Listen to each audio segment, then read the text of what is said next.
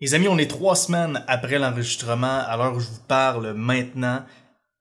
Et je veux vous laisser savoir qu'après l'épisode qu'on a enregistré, Manu et moi, on a ajouté 2 segments par la suite. Aujourd'hui même, en fait. Donc, Manu a ajouté un segment et j'ai aussi ajouté un segment personnel. Je vous invite à l'écouter parce qu'il y a quelque chose d'ultra important dans ce segment-là pour le futur du podcast. Donc, sans plus attendre, let's go. Aujourd'hui avec Manu Lemire. Manu, merci d'avoir accepté l'invitation. On s'est croisés à l'atelier et Influence. T'as explosé la scène, j'ai trouvé ça extraordinaire. Et à ce moment-là, je me suis dit, ça me prend absolument Manu sur le podcast, qui est conférencier, coach, auteur à succès. Exactement. Tu fais 1 million d'affaires. Je vais te laisser te présenter parce que... Parfait. Donc, rapidement, propriétaire de l'entreprise Développement MLV. On offre des produits et services dans le monde du développement personnel, professionnel. Ça fait 15 ans que je fais ça. Donc, j'ai commencé très, très jeune. Et c'est ça. Aujourd'hui, j'aide les entrepreneurs principalement, mais on a quand même une diversité de produits et services pour n'importe qui veut devenir meilleur. Puis ça, on peut... Site web, médias sociaux. Médias sociaux. C'est pas mal ça, le nerf de la guerre aujourd'hui. Fait que trouvable assez facilement. Manu, j'ai été fasciné, moi, avant tout, par ta capacité à simplifier des concepts. Puis aussi, j'aime beaucoup comment tu t'exprimes. Tout est relativement très clair. Et j'aimerais qu'on parle aujourd'hui, dans la liste de sujets que tu m'avais envoyé, un qui m'a vraiment accroché, c'est le sentiment d'être pressé. Moi, c'est quelque chose qui m'affecte constamment. Aujourd'hui, je me sens pressé, je me sens dans le jus. Mm-hmm. C'est sûr que j'ai un horaire qui est assez chargé. J'ai 1 million de projets, j'ai un podcast, mais je me sens constamment pressé, puis ça m'a beaucoup interpellé quand j'ai vu ça, que tu m'as écrit ça. C'est quoi pour toi le sentiment d'être pressé, puis qu'est-ce que tu vois à travers tous tes clients de coaching? Pourquoi, man, on s'inflige ça? Je te dirais déjà, c'est de comprendre que se sentir pressé, ça vient du mot pression. Si tu te sens pressé, c'est que tu te mets de la pression. Parce que sinon, tu es juste rapide. Puis il y a une extrêmement grande différence entre les deux. Si tu détermines, parce que dans le fond, c'est juste une question de délai. Tu sais, être pressé, là, si je te dis tu as 15 minutes pour te rendre au local là-bas, t'es pas stressé, t'as pas de pression, t'es pas pressé. Si je te dis tu as 15 minutes pour te rendre en Chine, là, watch out. Fait que c'est une question d'être super clair par rapport à nos objectifs, puis surtout de se demander pourquoi on s'impose ou on se laisse imposer par les autres des délais ou des paramètres avec lesquels, de base, on n'est pas nécessairement à l'aise. Parce que, tu sais, mettons là, que je me dis, je vais écrire mon prochain livre. Je veux qu'il soit prêt dans 2 mois. Si à cause de ça, à cause de ce délai-là que je m'impose, je vais sacrifier des belles soirées entre amis, je vais skipper le gym une couple de fois, je vais dire à ma conjointe que j'ai pas le temps, que ci, que ça, au final, peut-être qu'il va être prêt dans 2 mois le livre, peut-être dans 2 mois et demi. Mais est-ce que j'ai aimé ma vie en cours de route autant que j'aurais pu l'aimer? Et est-ce que l'atteinte de cet objectif-là dans les délais impartis est vraiment ça le but de ma vie? Tu sais, fait que pourquoi on s'impose les délais qu'on s'impose? C'est une réflexion à avoir. Est-ce que c'est parce qu'on se compare? Tu sais, on va aller là tantôt, mais c'est intéressant de se le demander. Et où la balance? Parce que ici, c'est une audience majoritairement d'entrepreneurs. La plupart font entre 0 et 100 000 par mois, sont encore dans l'espèce de traversée du désert, dans le crunch, dans le... Il faut que je me sorte la tête de l'eau. Et où, selon toi, cette balance-là du début en entrepreneuriat où on est à bout de souffle, on s'impose la pression parce qu'il y a des billes qui rentrent, puis on aimerait ça vivre de notre passion, puis lâcher notre job, puis... Il y a 2 choses par rapport à ça. Aujourd'hui, quelqu'un comme moi qui fait des millions par année, qui encore, aujourd'hui, s'impose une pression qui...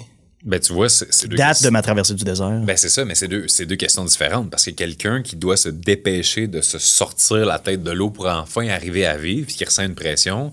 Je peux le comprendre dans un sens, parce que j'ai été dans une situation dans laquelle, tu sais, je suis parti d'un contexte d'extrême pauvreté. Avec ma mère, on a été itinérants, là, c'était à ce point-là qu'on n'avait rien dans la vie. Fait que quand j'ai commencé en affaires, j'ai faisais les 100 heures, 110 heures, 120 heures par semaine, puis je me la mettais à la pression, puis c'est toujours go, go, go, on grind, hustle. Puis justement, quand ça a commencé à scaler ma business, j'ai fait le choix d'arrêter de m'entraîner. Parce que je me disais que j'avais plus le temps. Parce que je me disais, j'ai trop de clients, faut que je fasse ci, faut que je fasse ça, faut que j'aille les employer. Puis est-ce que vraiment c'est une bonne justification pour arrêter de s'entraîner? Pas du tout. Je veux dire, si on prend pas de temps, c'est la fameuse quote de si tu prends pas de temps pour ta santé, il va falloir que tu prennes du temps pour la maladie, mais c'est tellement vrai. Fait que rendu là, c'est une question de faire des choix en pleine conscience. Puis quand on essaie de s'en sortir, si on déteste le processus ou si on l'aime, ça va donner aussi des résultats différents. Tu sais, quand quelqu'un nous approche, mettons, pour nous faire une offre sur Internet, peu importe quoi, Si la personne arrive dans une énergie de manque, une énergie de pression, une énergie de j'espère que ça va marcher, c'est pas du tout pareil que si quelqu'un arrive un peu laid back puis qui fait juste parler des bienfaits de son produit ou de son service. Fait que je pense que nous-mêmes, des fois, on pense qu'on s'aide en se mettant énormément de pression, mais au final, sûrement qu'on se nuit parce que on n'est pas bien en dedans puis ça se dégage, ça paraît. Oui, 100%. Je t'écoute parler puis je me visualise en même temps. Puis toi, dans ta situation, mettons, tu me dis que t'es pressé. Mais t'es pressé d'aller où? T'es pressé de faire quoi? Je sais pas, honnêtement. Des fois, je me pose la question. Là, j'ai recommencé. En 2023, c'était mon truc. Là. Je recommence à faire du sport cette année. J'ai déconnecté avec ça qui, à un tout jeune âge, c'était la chose qui m'importait le plus. Là. Moi, en secondaire 2, j'avais beau avoir 3 cours de français dans la journée. Si j'avais un cours d'éducation physique, ma journée était magnifique. Tu comprends? Ça a toujours été ça. Je jouais dehors à tous les soirs. On n'avait pas d'iPhone, etc. dans ce temps-là. J'avais pas d'Internet haute vitesse. J'avais pas accès à des consoles de jeux vidéo. Fait que, on jouait dans le cours chez nous à Percé, au football, puis à Némit, absolument tout. Fait que j'ai toujours été dans le sport. Puis cette année, je me suis dit, c'est pas vrai que j'ai bâti tout ça pour moi-même m'imposer un horaire où je me dis, j'ai pas le temps de faire du sport puis j'ai pas le temps de m'entraîner. Ça fait aucun fucking sens. Exact. Ça m'a servi à quoi de bâtir ça, dans le fond? Ben c'est ça. On veut tous être en affaires pour être libre, mais l'est-on vraiment? Exact. Cette année, je me suis dit, là, je m'impose cette liberté-là. Puis le lundi midi, je joue au hockey. Puis le vendredi midi, je joue au hockey. Puis j'ai d'autres sports qui roulent plus le gym en même temps. Mais ça m'a pris quand même 7 ans avant d'avoir cette réflexion-là. Ouais. Puis encore aujourd'hui, à travers mes milliers de projets, qu'est-ce que je me suis rendu compte tantôt? Parce que je pensais à notre épisode qui s'en venait. Puis je me disais, aujourd'hui, je me sens un peu pressé. Je me sens un peu à bout de souffle avec un horaire serré. Pourquoi? Parce que je laisse pas de place dans mon horaire pour les imprévus puis les problèmes. C'est ça que je me suis rendu compte. Fait que j'accumule les projets, je load mon horaire, mais s'il y a de quoi qui lâche à quelque part, je me ramasse à couper soit dans ma santé, soit dans ma soirée avec ma blonde, soit dans... Tu comprends? Je coupe dans ma vie personnelle au lieu de couper dans d'autres projets d'affaires pour venir régler ces problèmes-là que mes projets d'affaires qui remplissent mon horaire ont causé. Exactement. Mais c'est drôle que tu parles de ça parce que, justement, c'est un des secrets, je pourrais dire, entre guillemets, là, même j'aime pas tant l'expression de pourquoi je suis aussi libre en ce moment, dans ma tête, dans mon temps, tout ça, c'est que je bâtis mon horaire comme un chirurgien.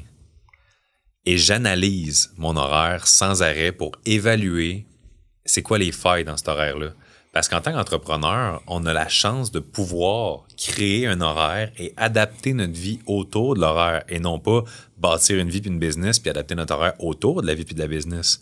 Fait que dans ma tête, c'est de faire les choses à l'inverse. Donc, si je commence d'une page blanche, il n'y a rien dans l'horaire, aucune obligation, responsabilité, pas de blonde, rien, il y a juste du blanc. Je commence par écrire, c'est quoi qui est important pour moi au niveau de ma santé, le gym parfait, c'est quand? De telle heure à telle heure, c'est non négociable, il n'y a pas de discussion. Je commence par ça dans l'horaire. Fait que là, ensuite, il faut que je travaille. Fait que là, je vais placer des blocs de travail. Mais je vais le structurer de manière à, justement, tu parlais des imprévus, tu as laissé du temps. Mes journées typiques, du lundi au mercredi, je travaille dans mon horaire pendant 5h30. Le jeudi, vendredi, je travaille pendant 3h30. C'est pas beaucoup. Est-ce que ça arrive que la journée où je suis censé travailler 5h30, je finis par travailler 8h? Oui. Mais, vu que dans ma tête, j'ai juste 5h30 pour faire ce qui est important, mon cerveau fonctionne vraiment différemment de si je le sais que j'ai 8h. Puis c'est le même principe dans tout. Si je te dis, hey, la visite arrive, tu as 5 minutes à rendre la maison clean, c'est sûr que tu ne travailles pas de la même manière que si on te dit arrive dans 2 heures, prends le temps qu'il faut.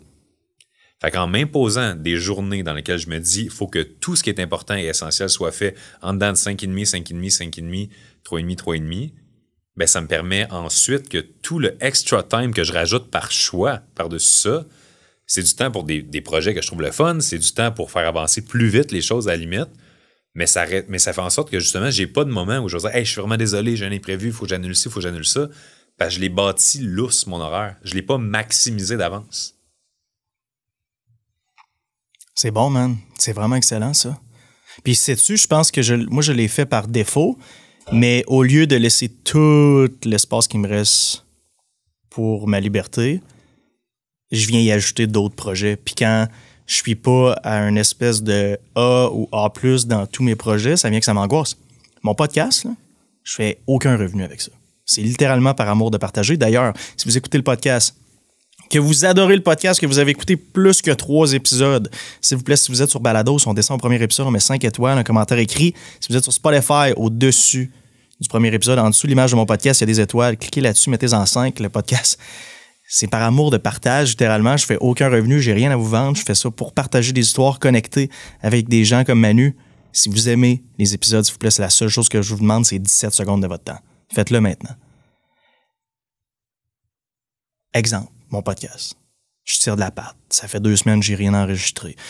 Mon gars qui fait mes clips me texte. « Hey Big, t'as pas de clip, tu vas-tu m'envoyer des affaires bientôt? » Eve, mon assistante, « Hey, j'ai rien à poster à soir demain. » Là, je me mets comme à angoisser pour un projet que je fais par amour de partage, qui est gratuit, qui me coûte 3000$ par mois.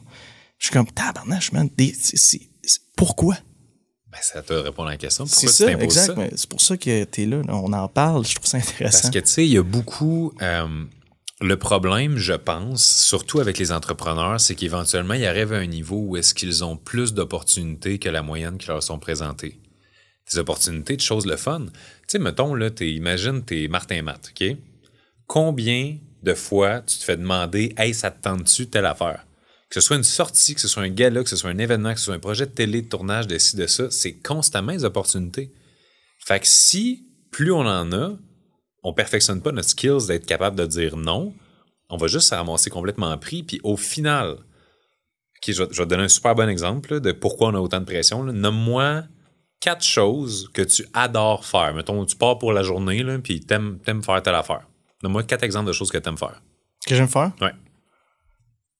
À quel point j'aime faire ces choses-là, mettons? Ben, tu aimes quand même beaucoup ça, là.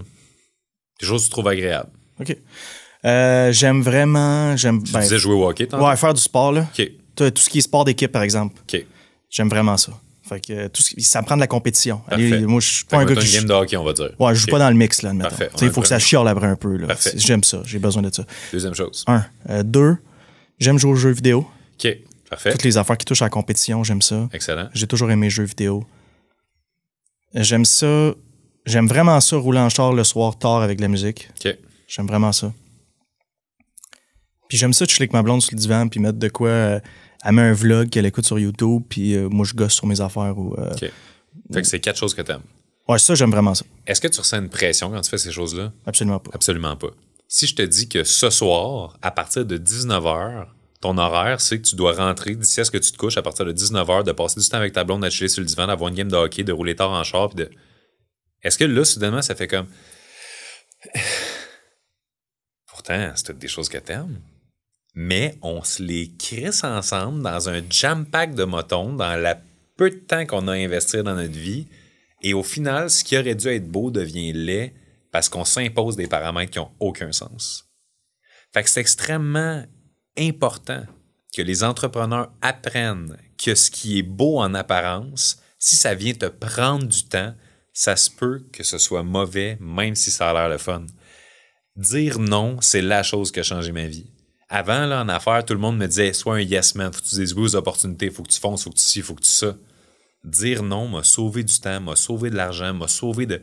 Combien de projets, tu sais, je me suis fait offrir à un moment donné « Ah, voudrais-tu participer à notre collège immobilier, nanana, ça deviendrait toi le formateur, tout, tu sais, un contrat de 40 000 $, c'est comme un crime, tu sais, quand même, c'était un montant intéressant à l'époque, puis là, je voyais l'opportunité, hein, associer mon nom à ça, crédibilité, tout, puis en même temps, j'étais comme, c'est tellement pas on track sur mon chemin que j'avais prévu pour mes projets, que ça va juste, dans le fond, retarder l'inévitable de si je focus sur mes affaires. Fait que c'est de faire la différence entre est-ce que c'est un « Ah, ça a l'air cool, ah, ça m'intéresse » versus un « Oh my God », genre ça, pour moi, c'est la vie. Fait que d'aller envers, tu sais, j'appelle ça la loi du fuck yeah, fuck no. Si c'est pas un fuck yeah, c'est un fuck no. C'est drôle, j'en parle souvent de ça aussi. J'en parle souvent aussi. L'affaire, c'est que je me fais pogner dans des semaines où il y a des imprévus, puis c'est là que mon horaire saute. Puis justement, c'est tu pas quand laisses tout pas va assez bien. de temps dans ton horaire pour les imprévus. Exact. Puis est-ce que les imprévus, parce que souvent les imprévus peuvent devenir prévisibles, c'est juste qu'on n'a pas pris le temps d'observer d'avance le chemin qui pourrait se passer. Tu sais, comme exemple, je sais pas, on va dire, tu as un employé qui tu délègues du montage vidéo. Puis là, il y a un imprévu qui est la vidéo qui était censée sortir. Finalement, je l'ai regardée, puis j'aime pas ce qu'il a fait comme résultat. Fait que c'est un imprévu parce que là, il faut rééditer quoi que ce soit. Mais est-ce que ça aurait pu être prévu s'il y avait eu des paramètres plus clairs pour montrer comment éditer, qu'est-ce qui est important, quel clip on veut au début? Fait que tu sais, des fois, on a tendance à voir les choses comme des imprévus, mais les imprévus sont en fait un manque de prendre le temps de planifier certaines choses ou de s'assurer que les détails vont bien se passer, tu sais.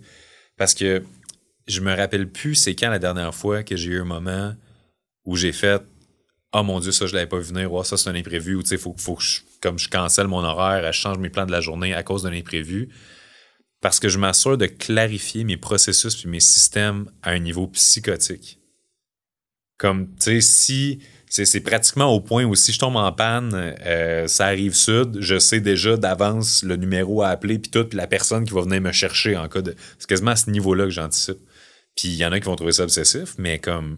Moi, c'est ce qui me donne mon niveau de liberté.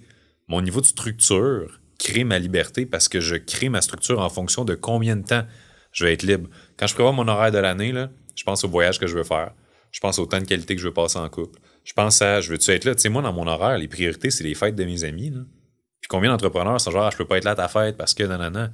Moi, c'est la chose. Puis journée bloquée, boum, je sais que faut que je me prévoie du temps pour penser avoir une petite attention spéciale, quelque chose de même, mais c'est... Puis je fais des codes de couleurs dans mon agenda par rapport à ça. Fait que, qu'est-ce qui est le fun, c'est que quand c'est des choses agréables, c'est la couleur mauve. Fait que moi, je regarde mes semaines, puis je vois tout le temps du mauve.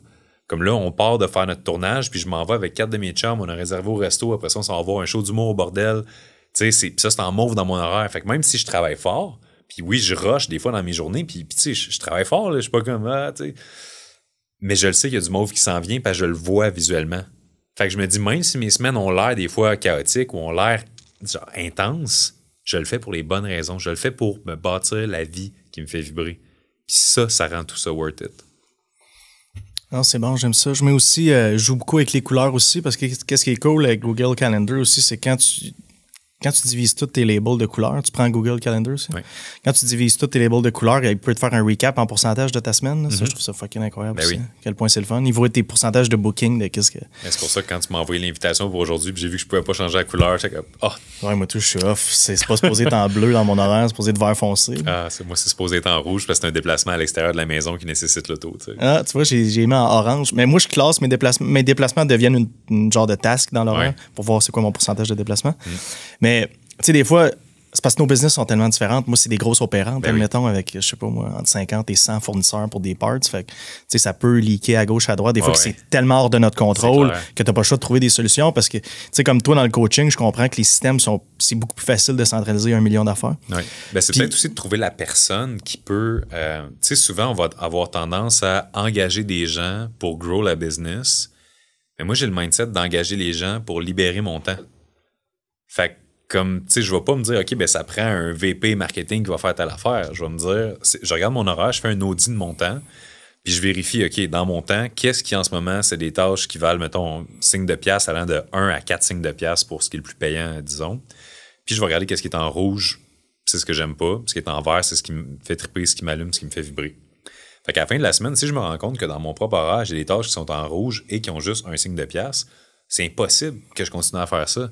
C'est comme un non-sens, tu sais. Puis j'avais une discussion hier avec un ami par rapport à ça, puis je disais, moi, à cette heure, puis on dirait, je trouve toujours ça bizarre de parler de ça parce que, tu sais, au Québec, hein, de quoi, tu peux pas, tu sais, c'est comme si tu délègues de faire ta tondeuse dans ta cour, là, mon frère, tu peux bien faire tes affaires toi-même, mais tu sais, je pense que t'en parlais toi-même, mais si t'aimes pas ça. Ah, moi, je suis un gros fan, je délègue absolument tout. Et c'est ça, fait comme le changement d'huile au garage, ben pourquoi ce serait moi qui irais au garage avec l'auto si jamais quelqu'un peut le faire pour moi, puis ça me permet de passer du temps de qualité entre amis? Ben pour moi, c'est un no-brainer. Je comprends même pas pourquoi on aurait cette discussion. Ben c'est ça, tu sais. Mais j'ai 2 heures de tondeuse ou...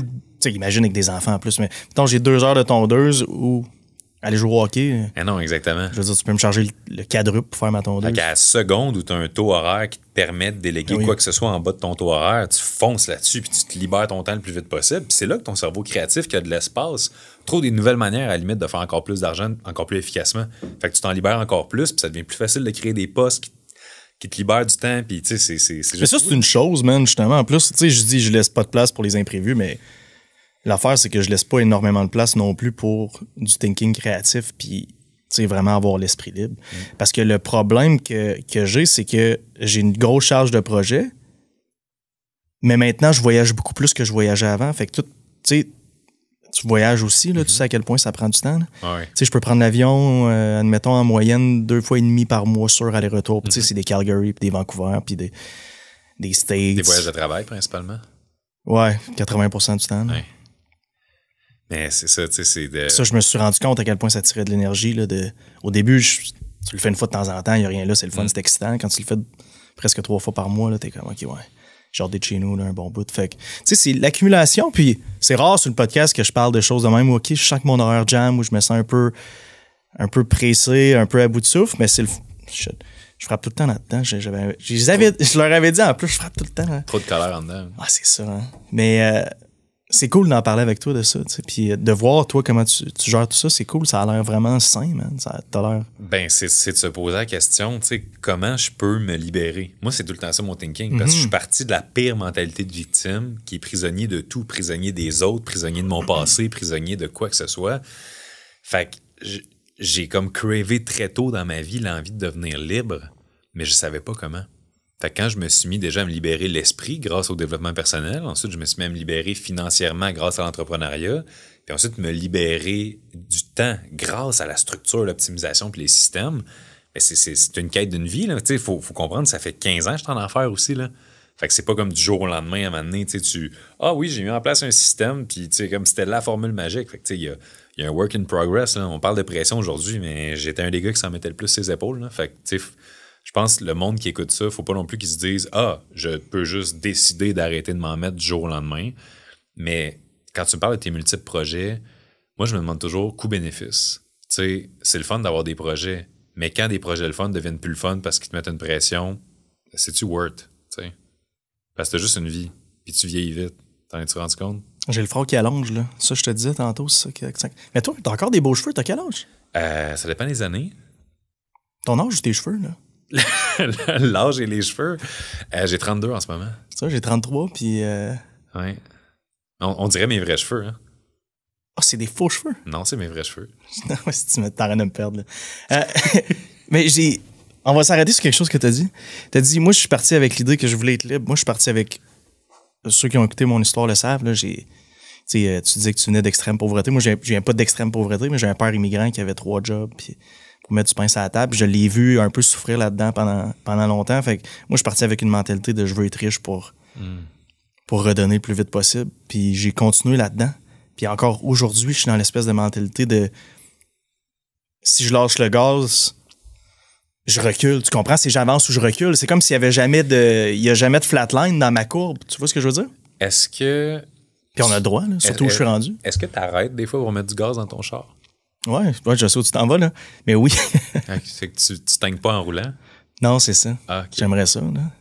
C'est juste une question comme ça. Non, 100%. Mais c'est pour ça que je me suis dit cette année, tu sais, le lundi midi puis le vendredi. Ouais. Parce que, in the end, est-ce que puis, tu vas vraiment... je vais ajouter un... Vas-y. Il y a pas longtemps, je me suis dans un tournoi de hockey avec des chums à Québec, je me suis disloqué une épaule. Fait que je suis comme en arrêt pendant 4 mois. Mm-hmm. Fait que je pense que c'est ça qui commence tranquillement à venir me hanter aussi, là. Tu sais, j'essaie de trouver... Il y a pas une chose sur laquelle je vais mettre le doigt, mais j'ai l'impression que j'accumule à gauche, à droite un peu, là. Puis ça paraît, là, que je suis pas capable de ventiler. Tu sais, je vais plus au basket, je vais plus au hockey, fait que... Peut-être que ça m'aide pas non plus. Là. Puis as-tu, justement, tu parlais de prendre la période de temps nécessaire pour prendre le pas de recul, se demander comment tu peux ajuster dans ta vie. Tu sais, ça, c'est le genre de choses que tu peux mettre à l'horaire. De t'imposer ça comme un rendez-vous. Tu sais, autant pour moi, le gym, c'est un rendez-vous avec moi-même. Fait que quelqu'un me dit « Hey, peux-tu à 10h30? » Je suis comme « Non, j'ai un rendez-vous. » Exact. Fait que ton temps de création, ton temps de recul avec toi-même, qui est pas avec une distraction, pas avec Netflix, pas avec une blonde, quoi que ce soit, ton juste... De la musique, un podcast. De Julien à Julien, là, juste le silence total de réfléchir à où s'en va ma vie, pourquoi je me sens pressé. Sur une échelle de 1 à 10, tu classes tes projets. Lequel qui, en termes de coût-bénéfice, tu sais, c'est super utile ton podcast, mais est-ce que c'est utile juste pour les autres ou toi aussi, finalement, ça t'apporte? Parce que peut-être que si ça apporte de faire le podcast aux autres et c'est pour ça que tu le fais, mais que c'est à ton détriment, si tu prenais cette énergie-là et ce temps-là puis tu le mettais sur Julien, Julien trouverait un moyen d'apporter encore plus que via le podcast. Fuck! C'était le dernier épisode. Chris, man! Toi, t'étais booké pour un autre en plus, hein? Pour un autre sur le mien. C'est ça. On va le faire, on va le mettre en banque jusqu'à temps qu'on reprenne ça. Mais pour vrai, c'est une question qu'il faut que je me pose pour vrai, man. C'est une bonne question. Je sais pas. Je veux dire, moi, ça m'a... Tu sais, outre connecter avec des personnes crissement cool comme toi ou avoir des bonnes conversations... Mais tu sais, là, j'en fais de moins en moins avec du monde parce que c'est beaucoup de temps. Ben oui, il faut se timer toi puis moi, il y a du back and forth là-dessus. Puis toi et moi, ça a été relativement simple. Il y en a avec qui c'est compliqué. J'en ai fait un sur la Rive-Sud qui m'a pris beaucoup de temps. Ça m'a pris de la recherche. Mon expérience a été so-so. Le résultat était très bien. Je pense que pour l'audience, c'était vraiment cool. Mais moi, quand je suis parti de là, j'ai rien senti. Puis je me souviens d'avoir dit à ma blonde, je comprends pas, j'ai mis comme 7 heures de mon temps là-dedans. Ouais. J'ai vraiment rien senti de positif. At best, c'était neutre dans ma vie. Puis tu vois, l'affaire, c'est qu'on s'impose bien des affaires, mais au final, on réalise qu'on est obligé de rien. Parce que, tu sais, mettons, là, puis souvent, je donne cet exemple-là à mes clients qui se sentent overwhelmed, puis je leur dis, toi, là, t'es pas prêt à te faire frapper par un char? Non, c'est quoi? J'ai dit, demain, là, tu te fais frapper par un char, et là, c'est pas toi qui décides où est-ce que tu mets tes priorités, c'est pas toi qui décides quel projet continue, comment on sert les clients. Non, tu ne peux plus rien faire. C'est terminé. Tu passes 1 mois dans le coma. Puis là, je demande aux gens, qu'est-ce qui se passe dans ta vie pendant ce mois-là? Mettons, toi, demain, tu tombes dans le coma. Qu'est-ce qui arrive? T'sais?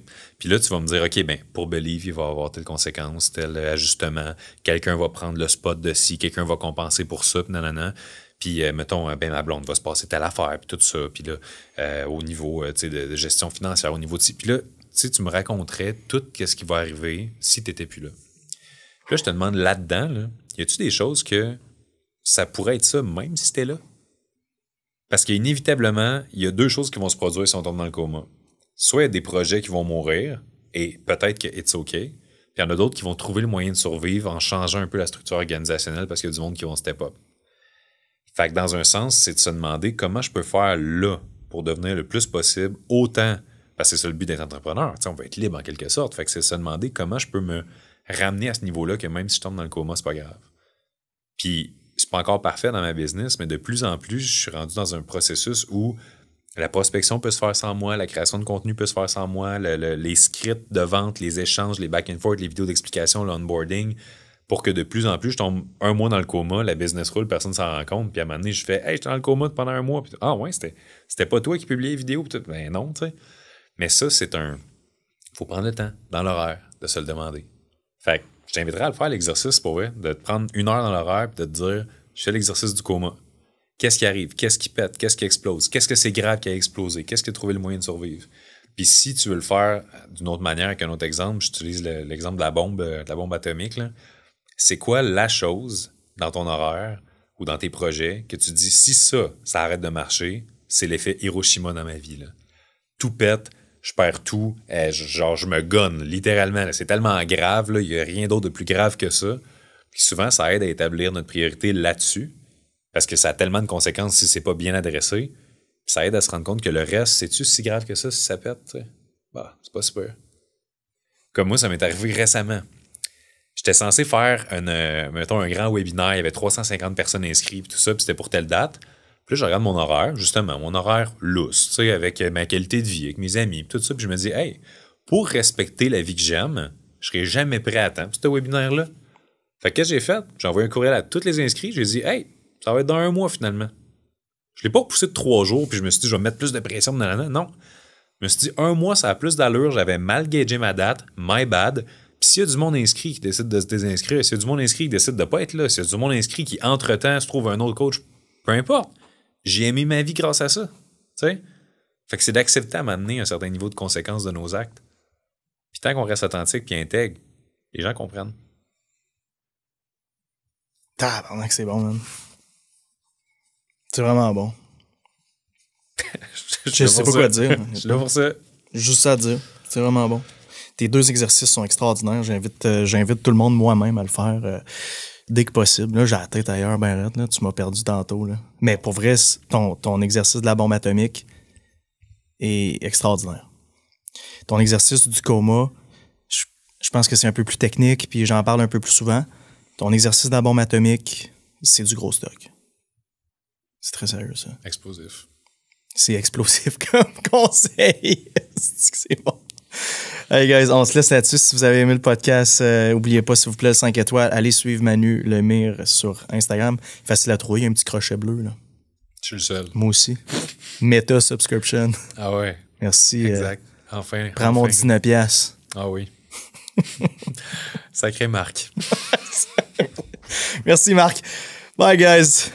N'oubliez pas 5 étoiles là. Go. Segment après l'épisode avec Manu, un épisode qui m'a beaucoup fait réfléchir. Je suis très content d'avoir eu cette discussion-là. avec Menu d'ailleurs. Et j'ai pris un step back, j'ai regardé un peu mes projets personnels, mes projets d'affaires, qu'est-ce que j'aime moins. Je suis dans une période où je suis très fatigué, à bout de souffle, épuisé au niveau professionnel. Il est temps pour moi de prendre un step back, de prendre sur moi, de recharger ma batterie. J'ai l'impression que je roule toujours sur low power mode, là, pour ceux qui l'utilisent sur leur iPhone, mais c'est de même que je me sens. J'ai l'impression que ma batterie dépasse jamais le 25% de charge, et c'est le temps pour moi de prendre un step back et de recharger, tout simplement. Fait que je vais être de retour, je sais pas quand. Quelque part cet automne, quand ça me dira, quand j'aurai l'envie d'enregistrer, de prendre de l'avance. J'ai fait beaucoup de tests dans les 6 derniers mois en solo, avec invités, avec des invités où il fallait que je me déplace, que je fasse de la recherche. Je vais me recentrer sur ce qui a toujours été le core du podcast, soit mes histoires et expériences solo, et aussi faire des épisodes avec des amis, avec des personnes que je connais, avec des personnes avec qui ça me tente de m'asseoir à une table, des personnes avec qui je prendrais déjà un gin tonic, tout simplement. Je l'ai fait, faire beaucoup de recherches pour un invité, me déplacer, faire ci, faire ça, puis je me rendais compte que la seule personne que je servais, c'était l'audience, et potentiellement l'autre invité, donc c'est quelque chose qui me tente plus, quelque chose que je ferais plus. Vous voyez, ça c'est une des choses que je revisite pour le podcast. Je pense que j'aimerais aussi commencer à faire des épisodes plus techniques, vidéo, avec des espèces de screen share où je vous partage des concepts plus avancés en comptabilité, en marketing, dans différents départements. C'est quelque chose que j'aime faire, que j'ai jamais vraiment fait avec le podcast. Je l'ai fait une fois pour un épisode de comptabilité pour le burn rate. Puis aujourd'hui encore, je pense que c'est un des épisodes qui est pas nécessairement le plus fun, qui est pas le plus drôle, évidemment, il y a rien de drôle là-dedans. C'est plus technique, mais c'est un des épisodes qui sert le plus l'audience et qui, moi, m'apporte aussi, parce que j'aime les faire. Fait que, je sais pas. Je pense à voix haute en ce moment, je sais pas de quelle façon le podcast va revenir. La chose que je garantis, c'est que le podcast va revenir. Et d'ici là, s'il vous plaît, si vous aimez les épisodes, bien sûr, on met 5 étoiles, on partage sur Instagram. Oubliez pas le 5 étoiles, s'il vous plaît, Spotify, Balados, faites-le sur les deux. La seule façon que le podcast grossisse, c'est par bouche à oreille. Et j'ai hâte de vous partager des nouvelles aventures auxquelles je me suis joint, des nouveaux projets, des nouvelles choses. Et je suis content de prendre un step back, me reposer, revenir plus fort. Parce que j'aimerais aussi me concentrer à faire des événements live, des événements de networking associés au podcast, des journées focus avec des workshops, par exemple, sur le marketing, une journée sur la comptabilité, et faire des événements live, des regroupements, parce que chaque fois que je fais des conférences, c'est ça qui me donne le plus d'énergie, c'est ce que j'aime le plus, et j'ai adoré les derniers que j'ai fait, l'Ascension, l'atelier de Jacob, j'ai fait e-influence, chaos contrôlé avec Charles à Montréal, c'est extraordinaire, puis c'est ça que j'aime le plus faire, c'est ça qui me redonne le plus d'énergie. Donc, pour moi, je prends un step back. D'ici là, il y a plus de 125 épisodes disponibles, allez les écouter. Je sais pas si je vais les garder ou je vais les archiver d'ici mon retour. Donc, si c'est pas déjà fait, allez les écouter maintenant. Et sinon, les amis, je vous laisse là-dessus. Il y a Manu aussi qui a fait un segment après l'épisode. Je vais être actif sur Instagram, sur Threads, d'ici le retour. Donc, si vous voulez connecter avec moi, la meilleure place, c'est Instagram. Et d'ici là, bye les amis. Je vous aime. N'oubliez pas le 5 étoiles. Je vous ai à l'œil. On se voit prochaine. Suite à la conversation qu'on a eue ensemble dans l'enregistrement de ton podcast, c'est drôle, mais il y a une chose que je t'ai dite, puis en même temps que je te l'ai dit, on dirait que ça a résonné fort en dedans de moi. C'est l'exemple où est-ce qu'on parlait de « Nomme-moi plein de choses que t'aimes ». Puis là, à cette heure, c'est toutes des choses que t'aimes individuellement, mais maintenant, imagine que t'as une seule soirée, puis boum, tu dois toutes les faire en même temps. Puis là, soudainement, qu'est-ce qui était tout beau et le fun et agréable devient difficile, stressant, anxiogène, parce que c'est juste trop jam-pack. Fait que même qu'est-ce qui est le fun peut devenir source d'angoisse quand c'est mal structuré. Ça m'a fait me rendre compte, dans le fond, suite à notre conversation, que je prenais pas assez de temps pour justement refaire le ménage dans mes priorités, pour m'assurer que les choses que je fasse soient toutes faites dans le plaisir. Puis est-ce que chaque partie de nos travail doit obligatoirement tout le temps être du gros fun, tout le temps divertissant, ou on travaille juste sur notre passion, des choses comme ça? Je ne pense pas. Même un chef cuisinier qui adore sa job aimera peut-être pas la partie vaisselle, ou il y a toujours des éléments qui sont pas nécessairement ce qui nous font le plus triper dans ce qu'on fait, même si on adore ce qu'on fait. Puis là, justement, après avoir jasé avec toi, je me suis rendu compte, OK, il est temps que je fasse un petit ménage, il est temps que je regarde, tu sais, si j'ai à écrire un livre, si j'ai à enregistrer un podcast, si j'ai à travailler avec mes clients sur tel projet, si j'ai à lancer tel événement en ligne ou en personne, quoi que ce soit, c'est quoi là-dedans qui va faire le plus vibrer mon cœur? C'est quoi là-dedans qui va me donner le plus l'impression d'être énergisé par le projet, non pas de ressentir une lourdeur à cause du projet?